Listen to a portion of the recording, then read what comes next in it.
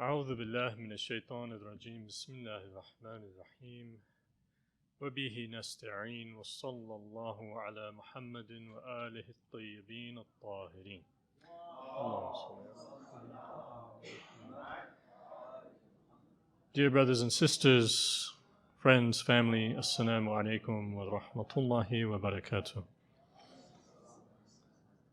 So in being invited here to the Muslim group for the theme of the conference today, the return to family, I had to kind of take a step back and think about what could I offer?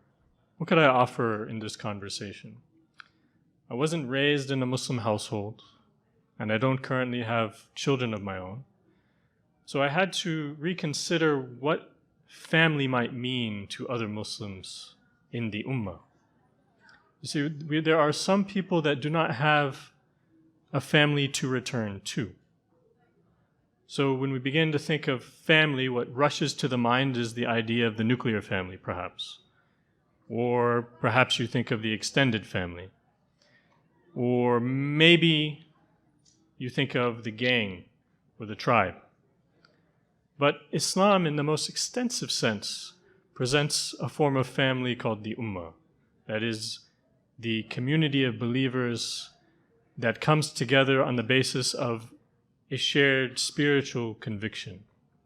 That is, all mu'minun, we have a shared sense that we are moral agents in the world, and that we have an ontological poverty toward Allah. We are totally and absolutely dependent on Allah subhanahu wa ta'ala, and that we have to praise Him through our actions to try to achieve salvation, an eternal success. And through that, Allah subhanahu wa ta'ala in Surah Al-Hujarat says, إِنَّمَا الْمُؤْمِنُونَ إِخْوَةً, as the brother mentioned, that all brothers, all mu'minun rather, are brethren.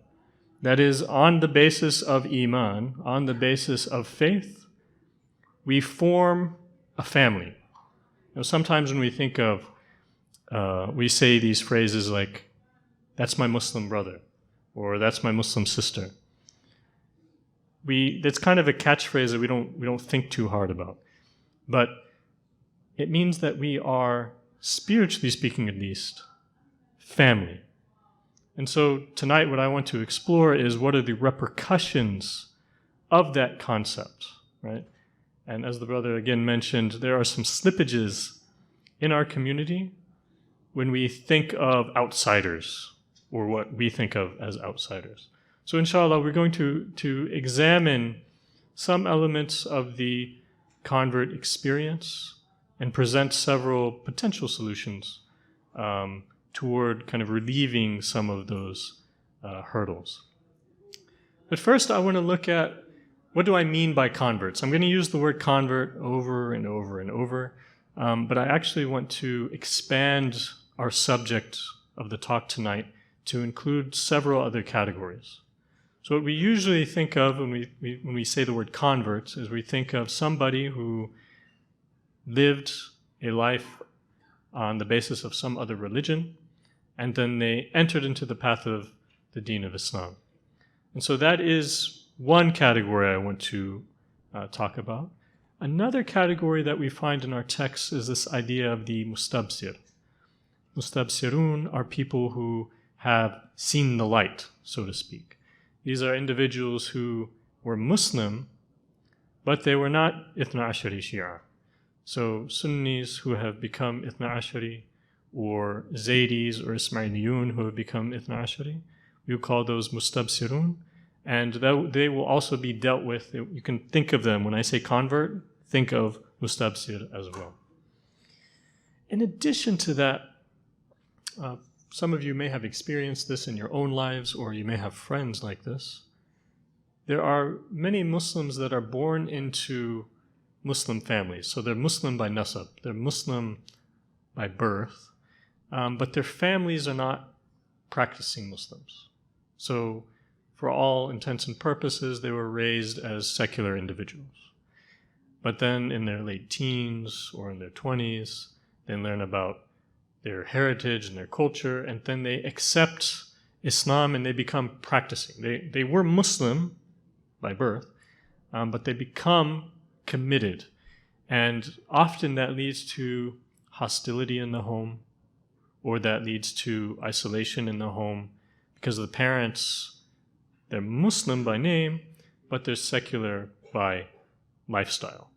And that creates all sorts of problems in the home. So they are, in a sense, you can think of them as kind of spiritual orphans. And they're people that they were not raised with the heritage of Islam. They were not taught Islam growing up. And then they've accepted it and actively committed themselves to the practice of the deen later in life. So all of those categories of people, they are all relevant in this conversation. So if you're thinking of particular individuals or particular experiences, you can kind of categorize all of those people in the course of this conversation, inshallah. The other clarification I want to make before I delve into this is often when we think about the word convert, we think of da'wah, right? We think of the active call to non-Muslims to become Muslim. I'm not speaking tonight about da'wah, okay? I'm not talking about inviting people to Islam. Tonight we're going to focus on kind of the idea called convert care. That is, there are people who have become Muslim, they're committed themselves to this lifestyle, and now what is our responsibility as an ummah to facilitate their continued growth on this path? Okay. In terms of da'wah without follow-up, that is, inviting people to Islam without following up and caring for those new Muslims, arguably does more harm than good, because it can lead to people having a sense of resentment toward Allah, or having a sense of resentment toward the deen of Islam because they said, the Muslims, they didn't care for me.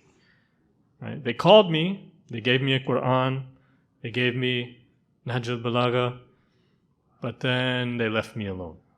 And that can lead to a sort of hatred of Islam by these people, because after 6 months they burn out, and then, God forbid, they've left the deen altogether.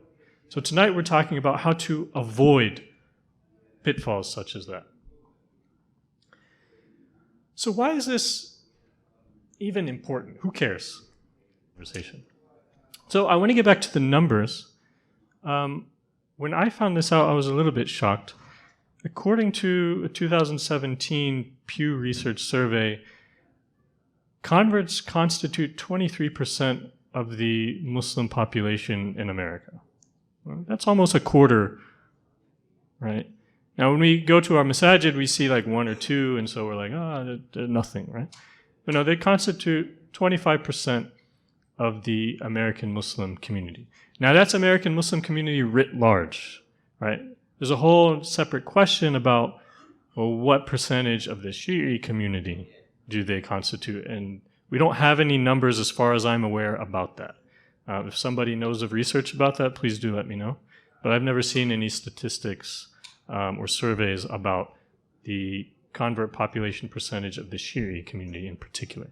But what that does mean is that it is that potential for the Shi'i community to be populated by 25% of converts is there. It's already happened in the community writ large.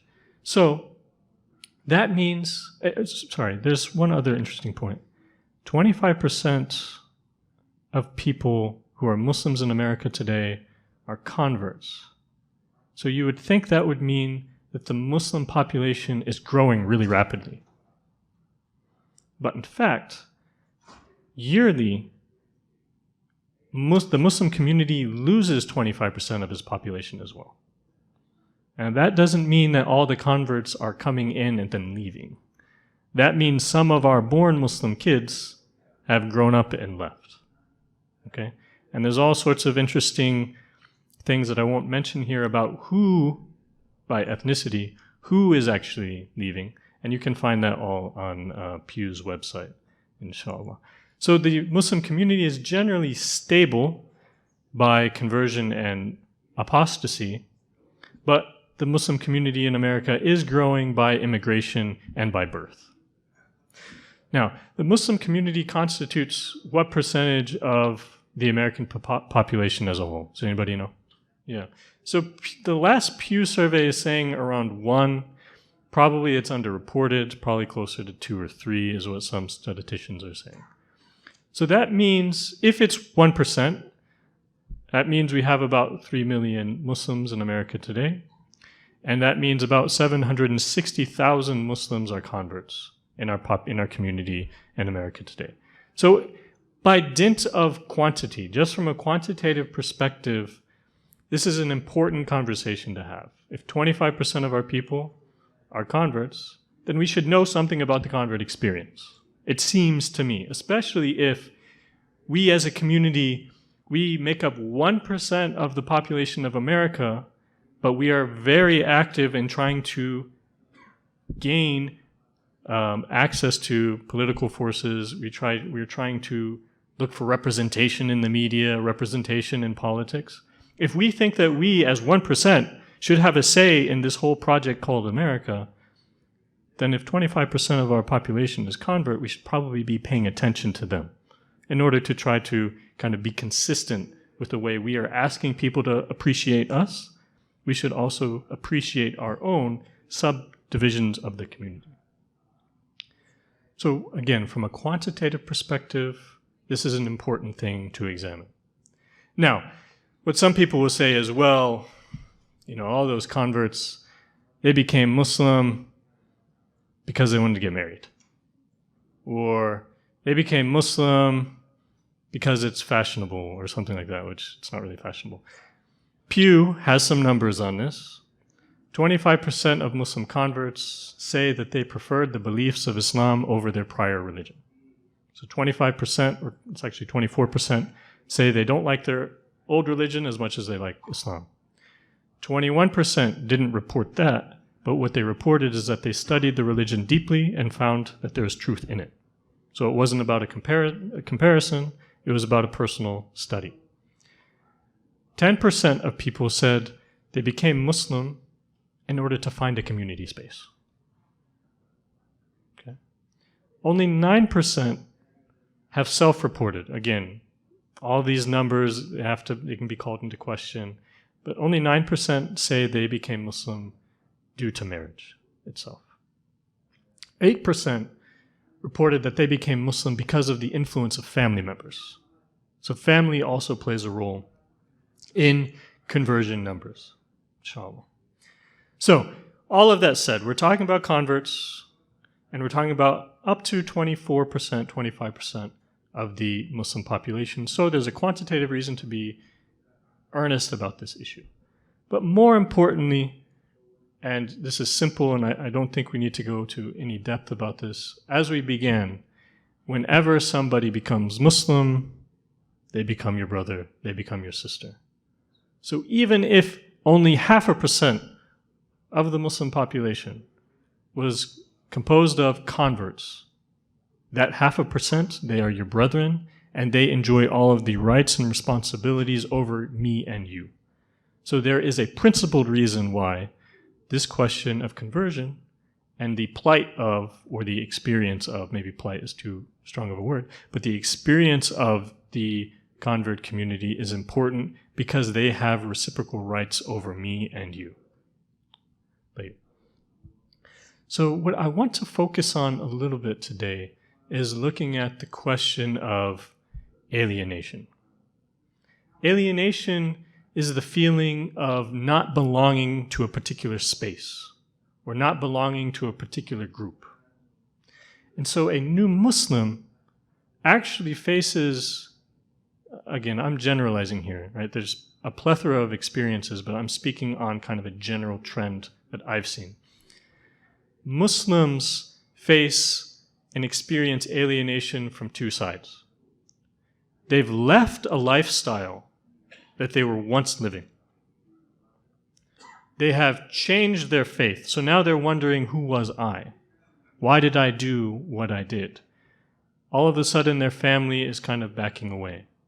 So they've ripped themselves from some prior experience, and they're facing alienation from that prior experience. And now they've come into a new community in which they are also facing a sense of alienation. And we'll look at why. Now try to imagine that you've never been to a mosque before. You don't know anything about the Arabic or the Farsi script. Right? You've never interacted with Muslims. When a new Muslim sets foot in a mosque for the first time, they are saying, what is this language that I'm hearing? Or what are these languages that I'm hearing? Assuming that they haven't mastered some historically Muslim language. They are saying, what are those scribbles on the wall? What is that language? I can't read it. Why does it go right to left? The gestures are different. When you greet, there's all of this kind of hand on the heart, and there's all of these, everything is completely discombobulating for somebody who's entered into a new cultural space. Indeed, even the smell in the first few minutes in the mosque is slightly different than what we're used to if you've never been to a mosque. And one way to illustrate this from the other angle is when I was in Houston, one of my mentors was an African-American brother, and we went to a Black Power meeting.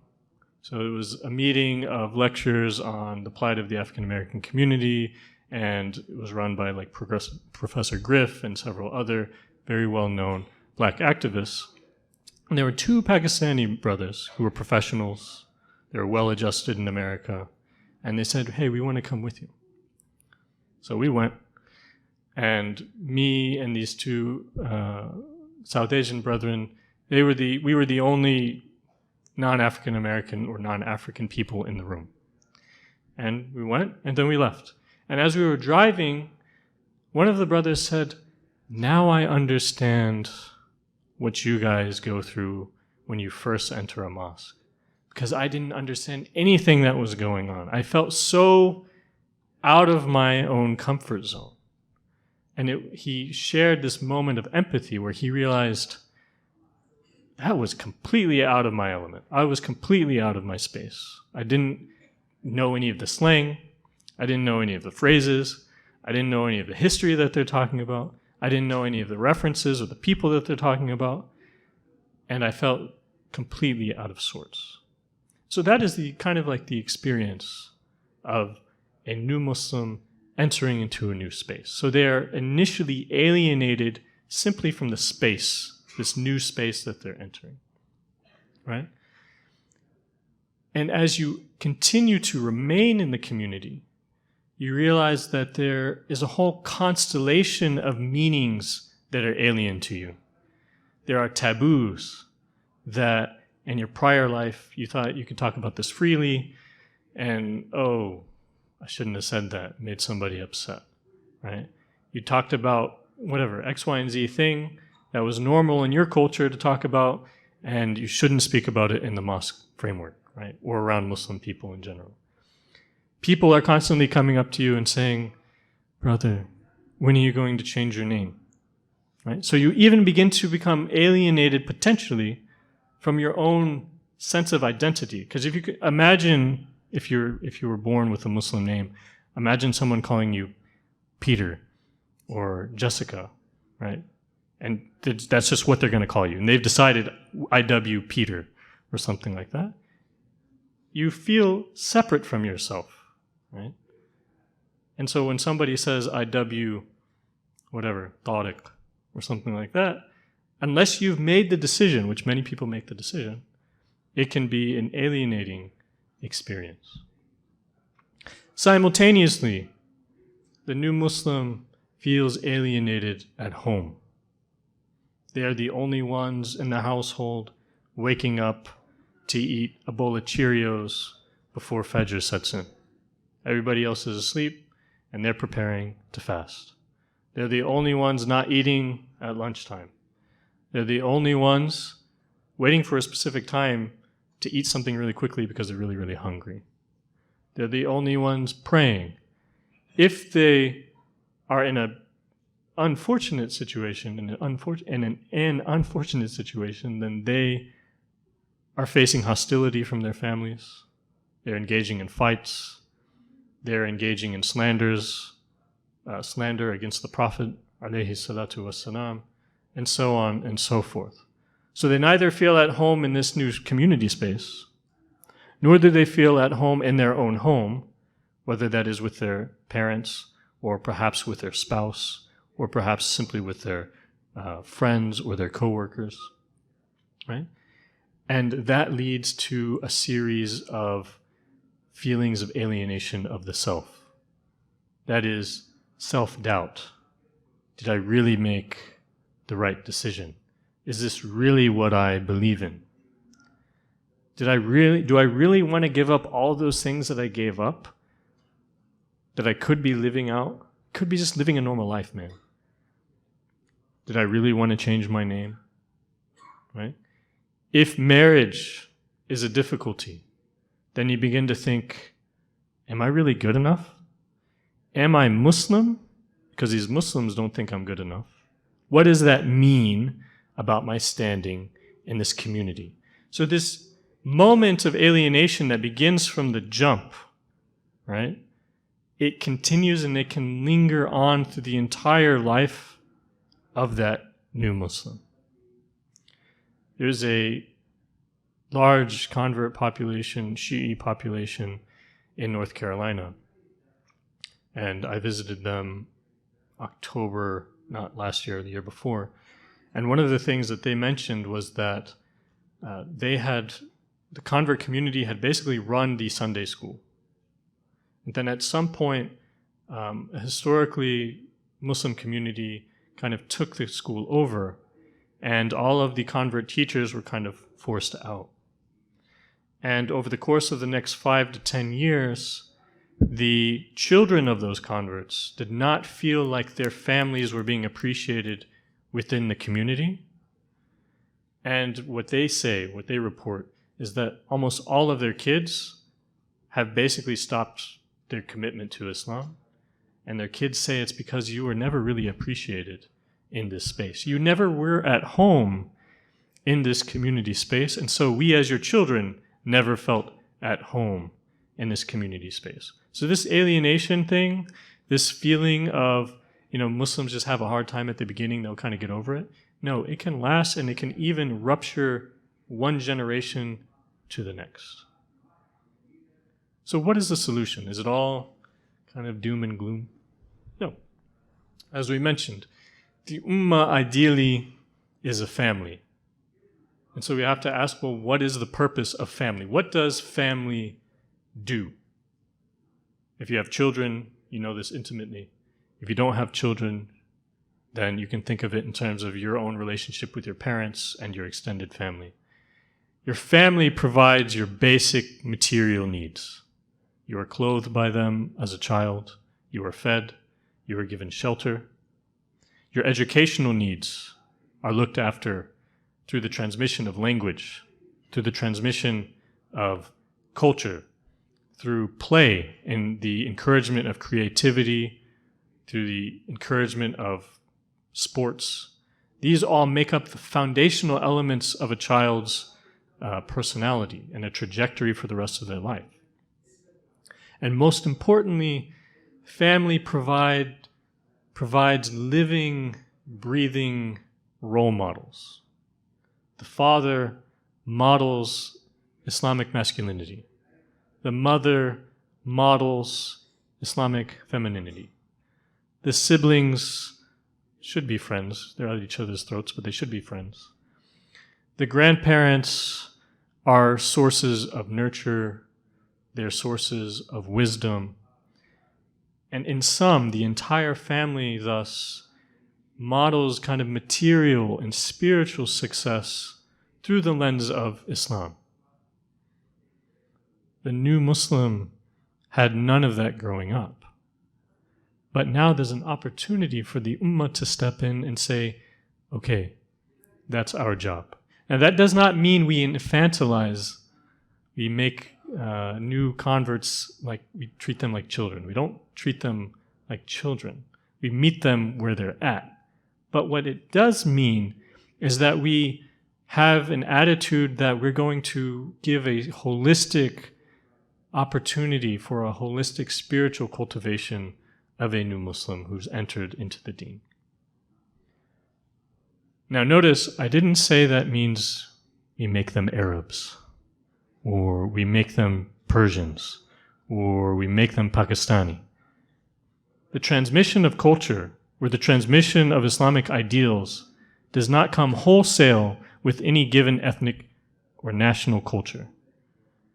This transmission has to be done sensitively so that the new Muslim is able to process the acculturation process that you're giving to them, the teachings that you're giving to them. They need to process it through their own identity, their own experiences, their own culture that they come in with. New Muslims don't come in as blank slates. They process that family environment that you begin to give them and begin to then flower and flourish as individual units of Muslim practice. So it seems like that would be hard work, right? So why would we want to do it? Well, as we've said, this is a principle, إِنَّمَا الْمُؤْمِنُونَ إِخْوَةٌ, but we will inshallah get a bounty of rewards for this in the hereafter. Imam Sadiq alayhi salam is reported to have said, مِنْ أَحَبِّ الْأَعْمَالِ إِلَى اللَّهِ عَزَّ وَجَلَّ إِدْخَالَ السُّرُورِ عَلَى الْمُؤْمِنِ. That amongst the most beloved acts that somebody can give is to provide kind of pleasure or joy to a mu'min. And then he gives 3 examples. إِشْبَعُ جَوْعَتِهِ, to fulfill their hunger, to do tanfisu kurbatihi, to alleviate their anguish and their worry, o qada'u dainihi, or to settle their debts for them.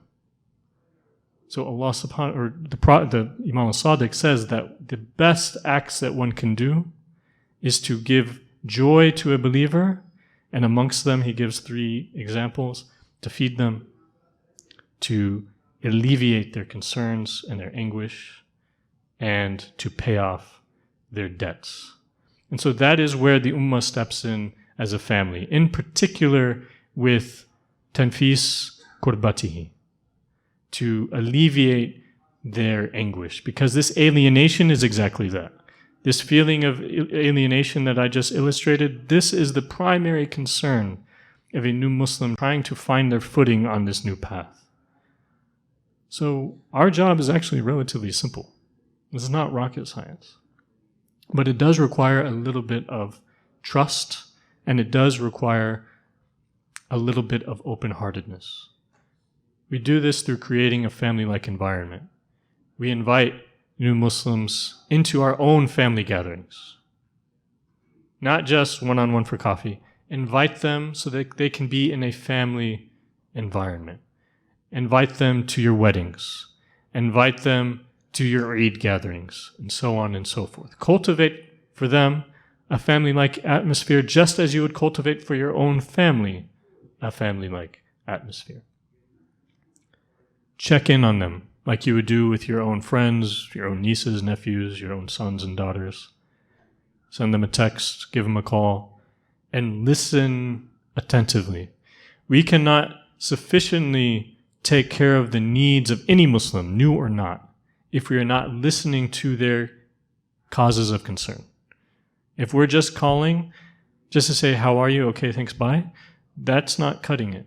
You have to listen attentively so that we can properly address whatever their kurba, whatever their anguishes, their concerns are. And that element of listening can't be done while we're simultaneously checking Instagram or whatever as we're on the phone with them. If you have a business and you know that there is a new Muslim who is looking for a job, invite them to apply, consider hiring them.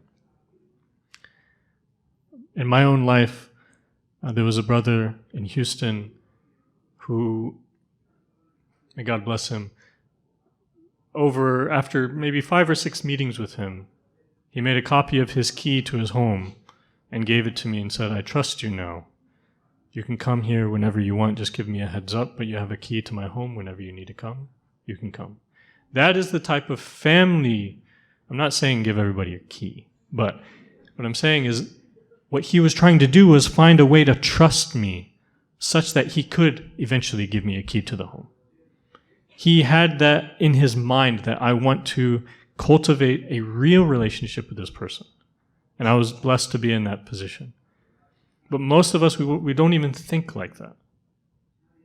I mean, I don't think like that. That was a huge lesson for me. Now, more difficult conversations have to be had about marriage and such like that, which we don't have time to get into because of the complexity of the issue. But at bottom, what we know is that we have to solve the marriage problem within our community more broadly, because it is a problem. And we have to certainly solve it as well for the convert community, or whether we are finding spouses for them from within their own, or bringing them into our own families. The answer to that is, if we are looking to build family relations with them, then that has to be somehow in our field of vision, inshallah. Now, we've explained alienation. We've explained very simply, create a family environment for people. Make yourself available for them. Adopt them, so to speak.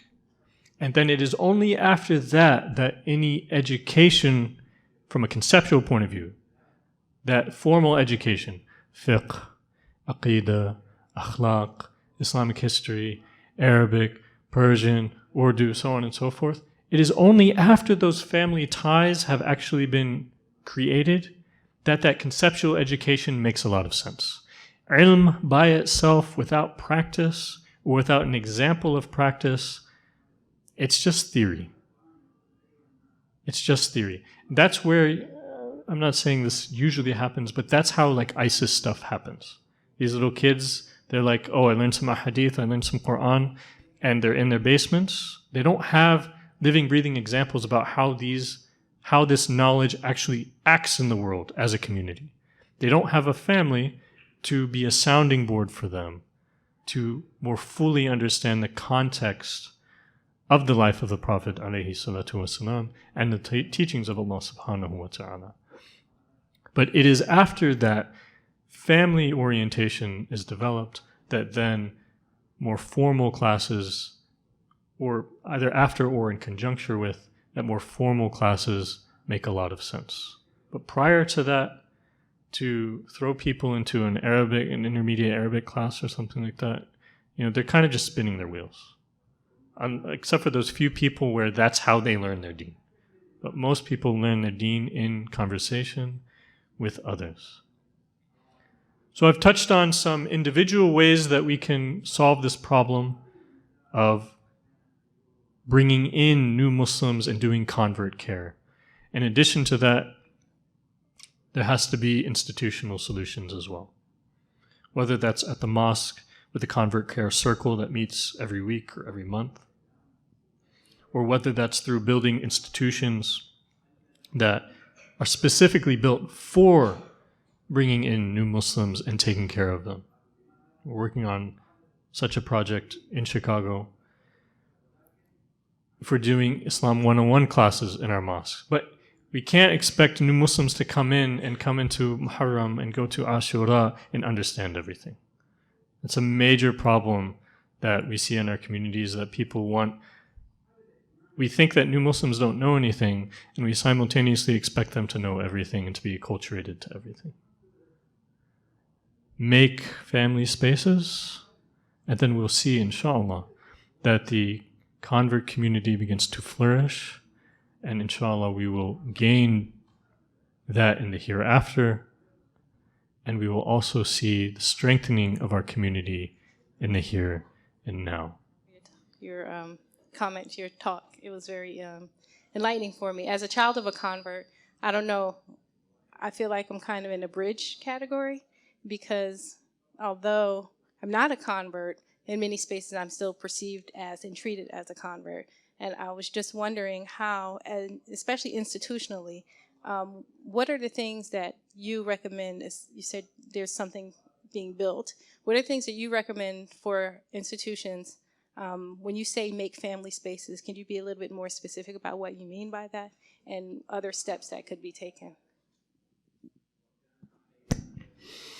Yeah, I think that again, in my experience, what has worked is just treat them like family, meaning that you include them in your general family gatherings. It doesn't have to be a special, hey, I'm going to have a meeting with the convert day. It's, hey, we're having, Friday nights we get together with the family. We know that such and so doesn't have family in the area or doesn't have a Muslim family at all, and we'll call them and invite them. In Chicago, when we began our studies here, several families moved from out of state, and they weren't converts, but they had left their homes, left their family networks, and were now in a new place where they didn't really know anybody. And, over the course of many months, I heard a lot of complaints like, I don't feel connected. I don't feel like I've been inserted into the community writ large. And that was largely due to a failing of a simple recognition that if we just invite each other over for dinner and listen to each other and break bread, that goes a long way. Because through those conversations and through that building of trust, then prejudices, preconceived notions, and so on and so forth, those things begin to kind of melt away. I don't know if it's that much more complicated. What becomes complicated is when you have spaces in a city where there aren't Muslim networks, right? So, or aren't Muslim networks that are capable of doing this kind of work. So, Chicago, most of the Muslim population, most of the Shi'i population is concentrated in the suburbs, as far as I can tell. But you have a bunch of young people living in the city, and they're kind of divorced from those family networks. And so in certain circumstances, creating a space that creates like a new family is perhaps what is called for. So that can be another way to deal with things. But if you have a concentration of Muslim families, and I think they have to make a concerted effort just to include people. If you ever look at like convert videos online, or these like panels with converts, they all say the same thing. I'm not saying anything interesting here. Everybody's saying the same thing. I'm eating alone. I don't know anything about certain elements of Islam because I've never been in a community setting. I've never been in a family setting, rather. And so I think that's our job, I think. Assalamu alaikum. I just want to say first of all, I really liked your point about alienation and how converts really do feel alienated as well as like their children.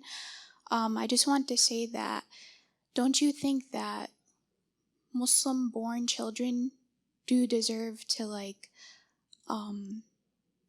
more recognition too, because they also really do struggle with the religion as well as converts, especially those who have parents who converted? I guess you're pointing to like there's a generation gap, and sometimes it's hard for those roots to get settled in as well because of those generation gaps. Yeah, there's a hadith that some of our ulama mention. The Arabic is slipping from me right now, but basically Imam Ali says that don't raise your children upon your own kind of norms because they live in a different time with its own norms. So certainly there's something to be said about the steadfastness of young people who maintain their deen, especially in a society that's constantly in flux. So yeah, certainly. Assalamu alaikum. I'm just wondering, as a convert, when the convert goes for Hajj, for example, and there are so many good things, but also there is a good amount of not very good things that a convert sees, yes?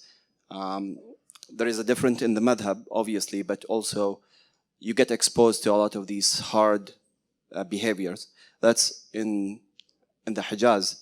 But also when someone goes to the Ziyarah, Iraq, and other places, I don't think it's the most modern places, yes? So So as a convert, how do you see this, and does it have a negative impact? Would you suggest a convert to go there probably in the first few years? Thank you. So that's an interesting question. I'll answer it just from my perspective, and it's only my experience, and maybe if others would like to chime in, that would be great. I went to Iran 11 months after becoming Muslim, and ziyarah was definitely different.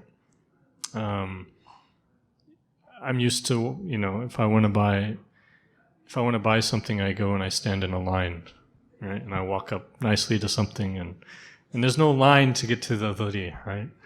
And so definitely that was a struggle. It didn't put me off too much, but it was certainly, I wasn't ready for it. You can say that much. But that was just me. Other people, they have different backgrounds, that might not be a problem. The hardest thing about Hajj, besides the heat, is the same kind of, you know, you kind of get bumps and bruises because people kind of elbow you or whatever. Again, same sort of thing. I've spoken to various converts who went kind of early, and it can definitely be a challenge. I've never seen anybody like leave because of it, but definitely question things because of it. And that's part of the natural kind of acculturation process. I just want to clarify. In the talk, I kind of put a lot on like the historically Muslim community.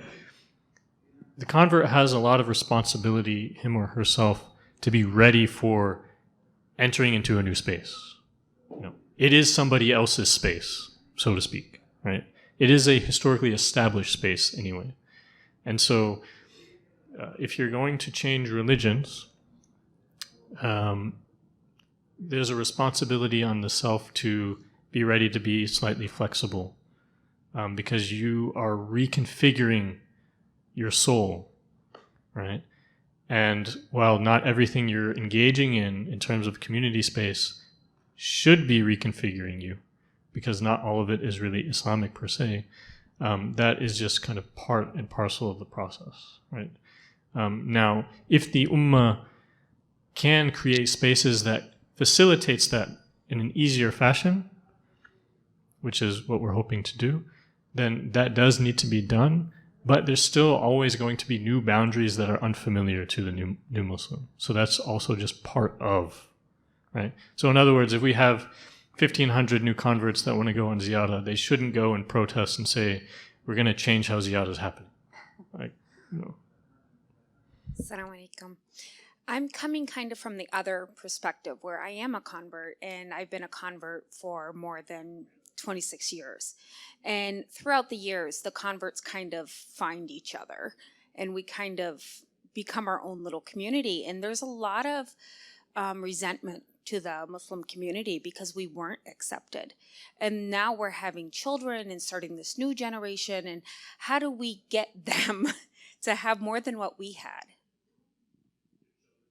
The children, you're saying? Yeah, I don't know. I don't have children yet, so I don't. But you're getting at the same thing I mentioned in North Carolina. You have this. DC, I think you had this. It's kind of like the whiplash effect, right? There's resentment that's built up because of historical miscalculations by the legacy Muslims to the converts.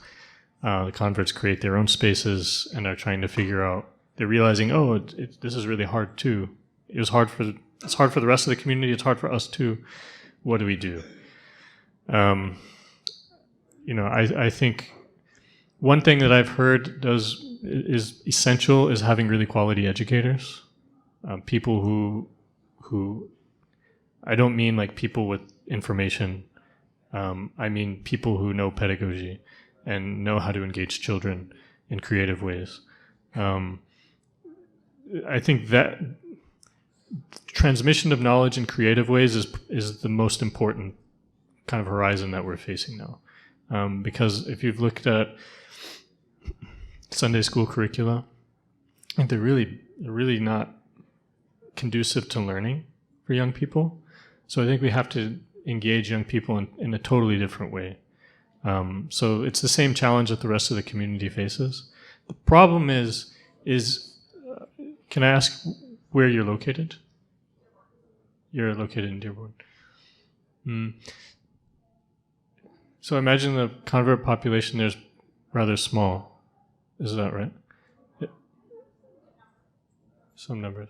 I guess what I'm getting at is, unless you have a critical mass, there probably has to be some engagement with the rest of the community, because you also want your children to feel a sense of confidence, that they're not just some, like little enclave somewhere, but that they're engaging with the wider Muslim community as well. But again, that has to be done on respectful terms, where the rest of the community is able to give you all of your rights and due.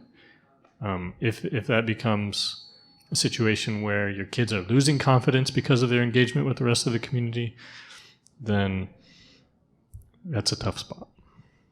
And that is what we've seen in several places. Assalamu alaikum. So when the Prophet came with the message to Arabia, the process took 23 years, and then even after that, unfortunately, some went to Abudullata wa Hubal.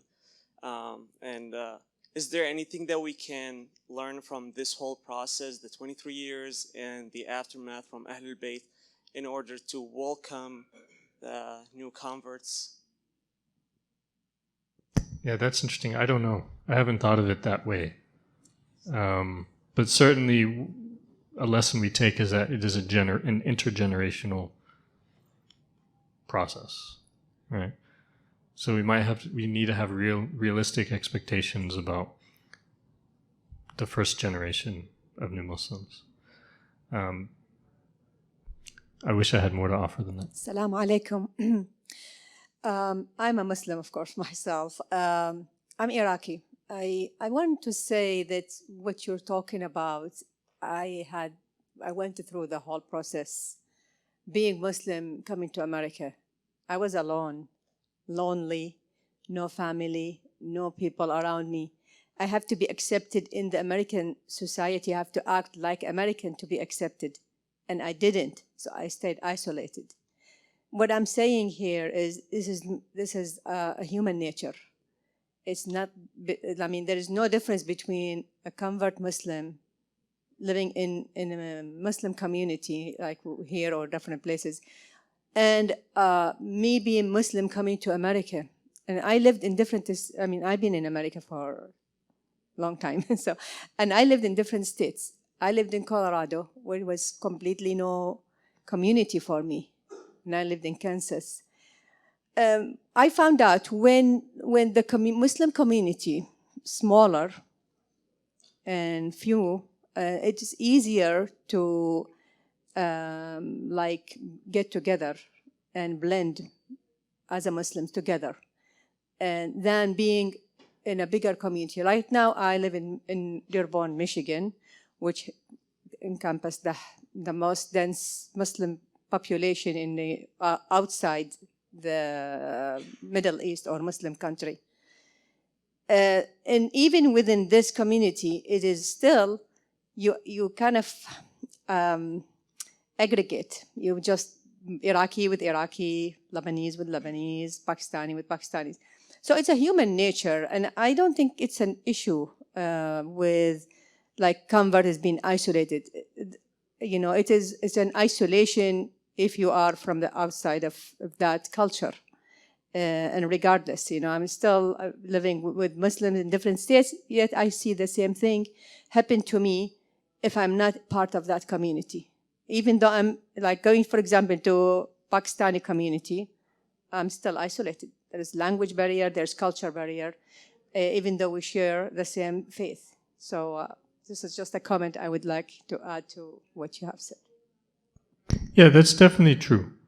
And we can see that, and we can talk about that in different ways. I think what's slightly different though is, so in smaller cities, the same, you're going to run into that isolation.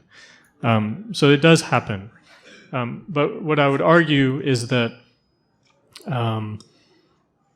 the convert population first of all, they don't encompass one particular ethnicity, right? So even talking about the convert population, it's really small and it's also divvied up, right? So you might have, I don't know, I'm just guessing, 2% white Americans, right? I think 25% of converts are African Americans. And then who knows what the rest are.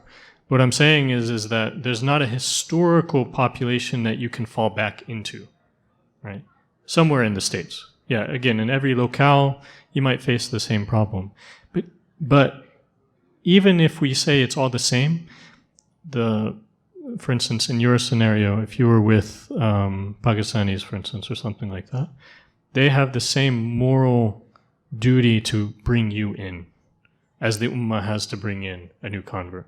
So we might say that, yeah, it exists everywhere, but that's not an excuse to ignore it, right? Because we have, innamal mu'minuna ikhwa, we're brethren, we're family, and so we have to facilitate each other's spiritual growth, whether convert, non-convert, or whatever.